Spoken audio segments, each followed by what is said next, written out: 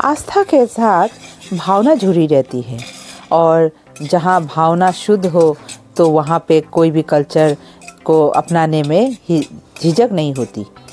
नमस्कार सभी को, बिजी लाइफ विद मिली के एक और ब्लॉग में आप सबका स्वागत करती हूँ। मेरा कहने का मतलब है कि हम लोग रिसेंटली पिछले ब्लॉग में आप लोगों से मैंने शेयर किया था, वैष्णो माता के दर्शन में गए थे और वहाँ जाने से कहते हैं कि वापस आने के बाद कन्याओं को जो है कुछ प्रसाद वगैरह खिलाना, दान पुण्य करना चाहिए। तो आज शनिवार है, मैंने दोपहर का खाना पीना खा के घर साफ़ सफाई, किचन वगैरह साफ़ सफाई करके नहा के उसके बाद जो है सूजी का हलवा थोड़ा सा मैंने बना ली। उसको जो है बर्फ़ी के साइज़ में काट के रख दिया, क्योंकि कल सुबह जो है बच्चे आएंगे, कन्याएं आएंगी और अकेले मैं ये सारा कुछ पकाना खाना नहीं बना पाऊँगी। तो अभी इतवार है, सुबह जैसे कि छोटा सा आंगन है उसको साफ़ किया, उसके बाद घर को थोड़ा सा जचाई और इसी कमरे में बच्चों को बिठाऊंगी, क्योंकि सरकारी क्वार्टर में तो जगह की कमी है ही है हमारे यहाँ पे।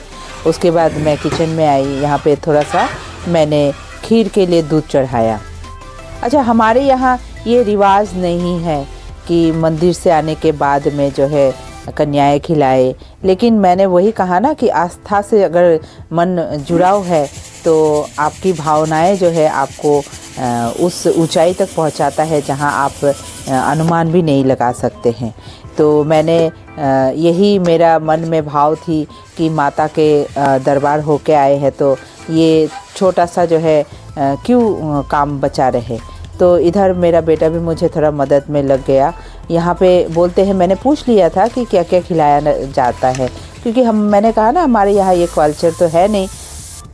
तो ही मैंने पूछा कि कन्याओं को जब बुलाया जाता है तो क्या क्या खिलाया जाता है। उसमें बोलते हैं कि चना का एक सब्जी होना चाहिए, एक मीठा होना चाहिए, उसके बाद में दान दक्षिणा आप जो भी दे। तो इस तरह से मैंने पूछ के थोड़ा सा तैयारी किया है। और इधर जो है मैंने पूरी तलना शुरू कर दिया, क्योंकि अभी कन्याएं लेने के लिए हमारे ये गए हैं और कन्याएं एक इकट्ठी जो है 9 लाना तो बुलाना भी थोड़ा सा मुश्किल होता है। लेकिन हाँ, हमारा बेटा जहाँ पढ़ता है वहाँ हॉस्टल है, वहाँ से हमने बुला रखा है बच्चों को। तो वहाँ से आएंगी कन्याएं और पड़ोस से एक लंगूर बोलते हैं, एक लड़का को भी हमने बुलाया, छोटा सा बालक है हमारे पड़ोस में। तो इन लोगों को बुलाया और मैं ही जो है सारा कुछ करने लग गई, क्योंकि बगल में जो भाभी है उसको मैं बोलना भूल गई और सुबह जब बताया तो उन्होंने खाना खा रखा था। तो खैर कोई बात नहीं, माता तो शक्ति देती ही है और कोई भी काम अगर आप ठान लेते हैं तो वो पूरा होता ही है। तो सबसे पहले हमारा ये लविन आ गया, हमारे पड़ोस में ही रहता है। फिर उसके बाद हमारे ये बच्चों को, कन्याओं को लेके आ गए। तो मैं उन लोगों को जो है पैर धो के फिर तिलक विलक लगाई। जैसे जैसे मैंने पूछ के जो है हमारी यादव मैडम से और हमारे पड़ोस की भाभी से पूछा था क्या करना है, तो उन लोगों ने जैसे बताया वैसे ही मैं कर रही हूँ। यहाँ पे ये जो मौली बांध रही हूँ, ये सारे जो है मैं वैष्णो माता के वहीं से ही खरीद के लेके आई थी। गुड बाय रोजाई राइट हैंड बुझी पैसे इनका डांगी हुआ इनका करा।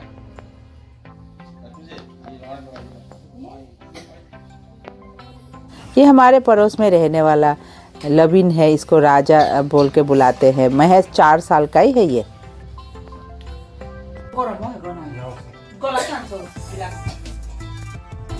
तो यहाँ पे मैं प्रसाद जो बन चुका था और प्रसाद देने लगी, साथ साथ में मेरे ये और पीतम भी मदद में लगे मेरे साथ में पानी वानी देने में।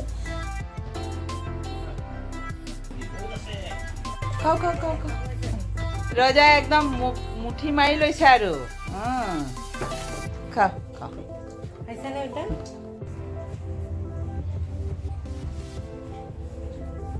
तुम्हारा नाम टू की?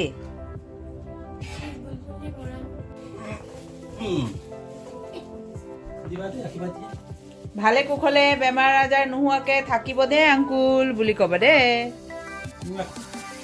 यहाँ पे एक वस्त्र दान के हिसाब से हमारे ये एक टॉवल दे रहे बच्चों को, कन्याओं को। और मैंने कहा कि अंकल को आशीर्वाद दो ताकि जो है अंकल स्वस्थ रहे और अपना कर्म करते जाए।